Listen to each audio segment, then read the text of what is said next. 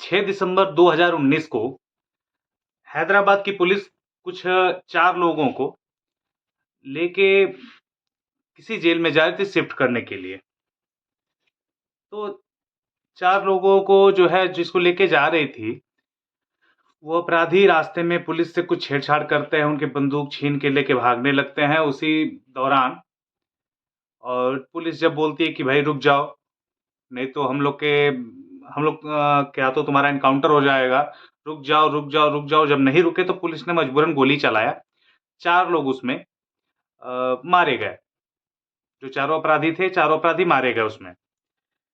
और जब चारों अपराधी मारे गए तो चारों तरफ जब ये बात फैली, तो पूरी पब्लिक उन अपराधियों को के मौत को लेके खुश थी, बहुत ज़्यादा खुश थी। और सभी लोग कहते थे कि बहुत अच्छा किया पुलिस ने, बहुत अच्छा किया पुलिस ने। और ये बता दें कि पब्लिक ऐसा क्यों कह रही थी, उसका कारण था, क्योंकि उन्होंने काम ही कुछ ऐसा किया था। काम क्या किया था उन्होंने? मैं आपको बताऊँ, उन्होंने एक महिला डॉक्टर का रेप किया था और रेप के बाद उन्होंने उनकी हत्या कर दी थी। यही मामला था। और जब पुलिस ने उन चारों का एनकाउंटर किया था, तो पब्लिक से वाहवाही मिली, लेकिन जब सुप्रीम कोर्ट ने ये संज्ञान में लिया इस एनकाउंटर के बारे में, तो पुलिस भी आके कटघरे में खड़ी हो गई थी। चलिए इस कहानी के बारे में बताते हैं हम आपको। मेरा नाम दिव्यांशु सिंह है और मैं उस्मान सैफी साहब के द्वारा ये जानकारी इकट्ठा की गई है। इस कहानी को मैं आपको सुना रहा हूँ। ये सच्ची घटना है। आपको बताएंगे कि ये ऐसी घटना है जिसको सुन के आप अंदर से एकदम से हिल जाएंगे, रोंगटे खड़े हो जाएंगे आपके। बताते हैं, तेलंगाना के अंदर के एक हैदराबाद नाम का शहर है, और हैदराबाद में एक इलाका है साइबराबाद। साइबराबाद बोलते हैं उसको, साइबराबाद ऐसा ही नाम है उसका। तो वहां पे 28 नवंबर 2019 को एक फ्लाईओवर है, जिस फ्लाईओवर का नाम रंगा रेड्डी फ्लाईओवर ऐसा वो बताया जाता है। वहां से एक दूध वाला जा रहा था जिसका नाम था एस सत्यम। एस सत्यम जब फ्लाईओवर पे चढ़ता है, तो फ्लाईओवर से जब वो नीचे झांकता है, तो उसे एक लाश दिखाई देती है, लड़की की लाश दिखाई देती है, जो कि जली हुई थी। वो दूध वाला जब ये सब सारी चीजें देखता है, तो बहुत बुरी तरीके से डर जाता है, और उसने चिल्ला के लोगों को बुलाया।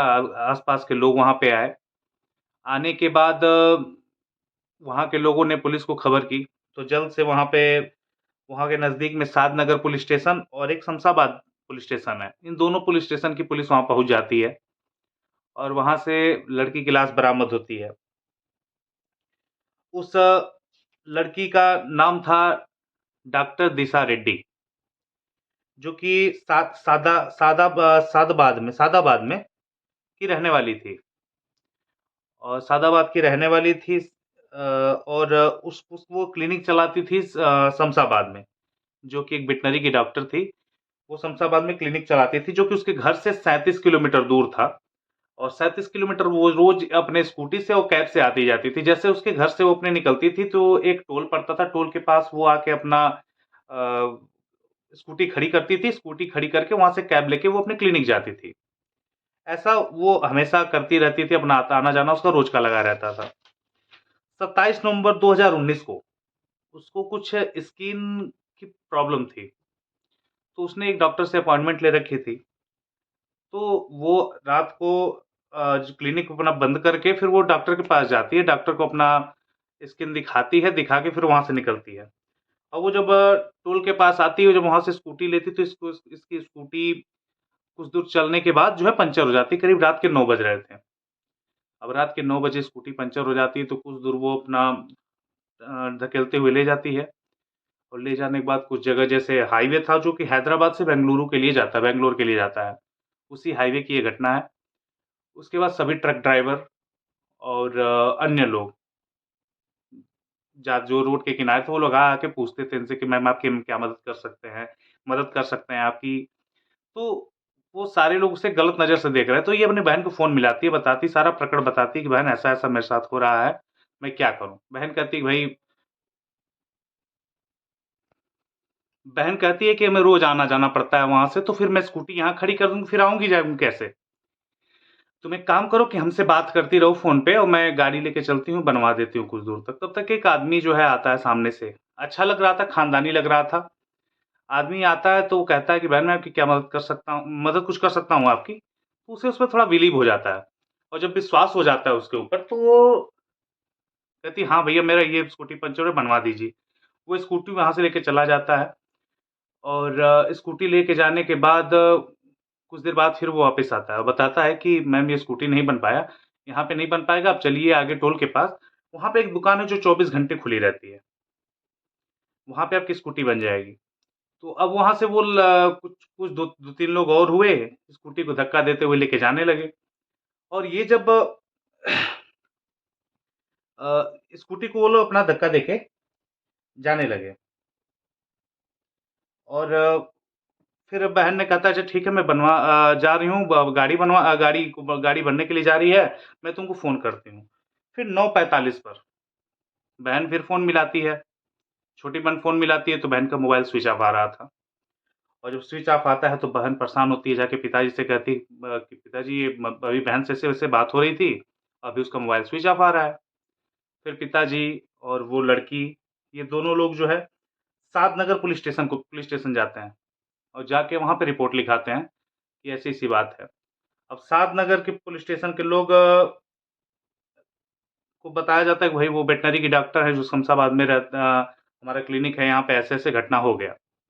अब ये सब सुनने के बाद सादनगर की पुलिस कहती है कि देखिए, ये तो मामला जो है शमशाबाद पुलिस स्टेशन का है, हम लोग इसमें कुछ मदद नहीं कर सकते, आप वहीं चले जाएँ, तो वहाँ से आपकी अच्छी मदद हो सकती है।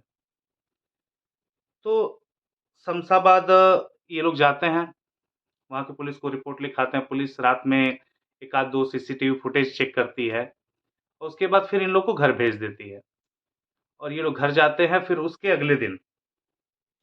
अगले दिन यानी 28 नवंबर को अ, ये कहानी हुई जो मैंने आपको दूध वाले की जो कहानी आपको शुरू में बताई, जो दूध वाले ने लाश देखा और उसके बाद फिर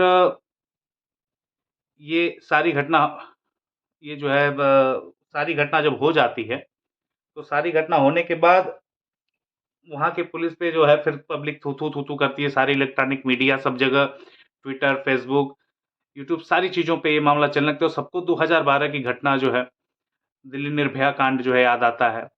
जब पुलिस पे बहुत ज़्यादा दबाव पड़ता है, तो पुलिस पूरे हैदराबाद की पुलिस लग जाती है उनको ढूँढने में और सारी पुलिस लग के उन 4 अपराधियों को ढूँढ निकालती है सीसीटीवी फुटेज की मदद से। उन 4 अपराधियों का नाम था मोहम्मद आरिफ, जो कि 27 साल का था, जोरू सिवा 20 साल का और जोरू नवीन 20 साल का और चिंताकुटा चिन्ना केसुमुलुलु, वो 20 साल का था। इन चारों ने जो है को जब गिरफ्तार करती है पुलिस, पुलिस जेल ले जाती है, प्रेस कॉन्फ्रेंस होता है और वहाँ पे ये सारी कहानी पता चलती है कि जो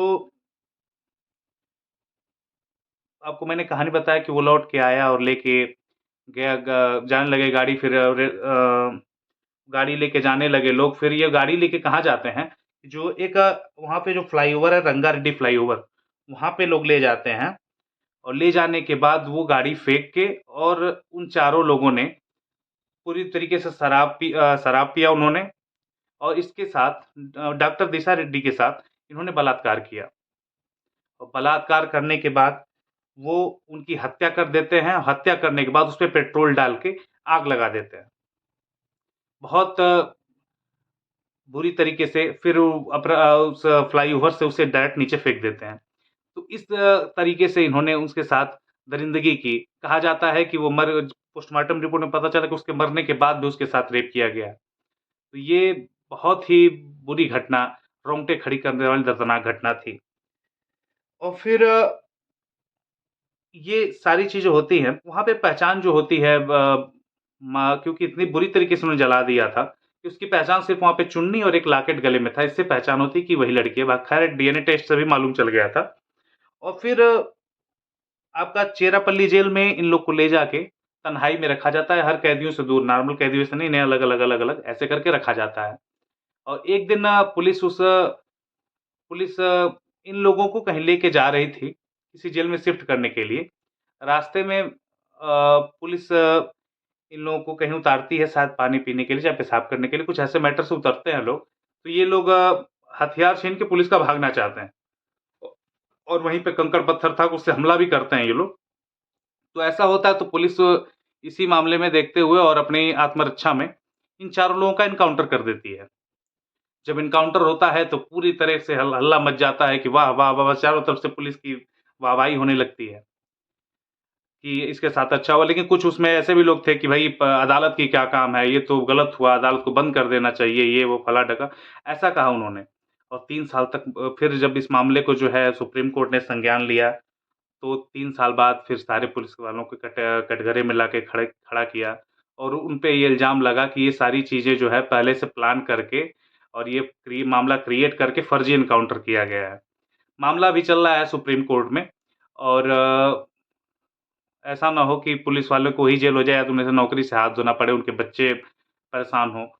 तो ये सारी चीज़ें हो सकती हैं, तो ये मामला पुलिस अब झेलेगी क्योंकि अब तो पब्लिक ने वाहवाही करके किनारे हो गई। लेकिन इसमें इस किस्सा को सुनाने का मतलब किसी का दिल दुखाना हमारा मकसद नहीं था और ना ही किसी को क तकलीफ देना था। लेकिन हाँ, उस समय जब इन्होंने अपनी बहन से फ़ोन करके कहा तो उस बहन के साथ-साथ उन्हें पुलिस को भी फ़ोन कर लेना चाहिए था डॉक्टर दिशा रेड्डी को, जिससे उन्हें उचित मदद मिल गई होती और ये घटना ऐसा ना हुआ होता उनके साथ। तो इसके लिए हमें सतर्क रहने की ज़रूरत है, सावधान रहने की ज़रूरत है और ऐसा घटना किसी के साथ ना हो। सावधान रहें और अपनी बहनों और अपनी बेटियों को इन सब चीज़ों के बारे में बताएँ कि ऐसा भी हो सकता है, जिससे वो सतर्क रहें, हमारी बेटी, हमारी बहनों की रक्षा हो सके। इसके साथ मैं विदा लेता हूँ, नए हैं चैनल पे तो मेरे चैनल को सब्सक्राइब करें, फ़ॉलो करें, लाइक करें और कहानी को खूब शेयर करें, जिससे कि अन्य बेटियों की जान बच सके। नमस्कार।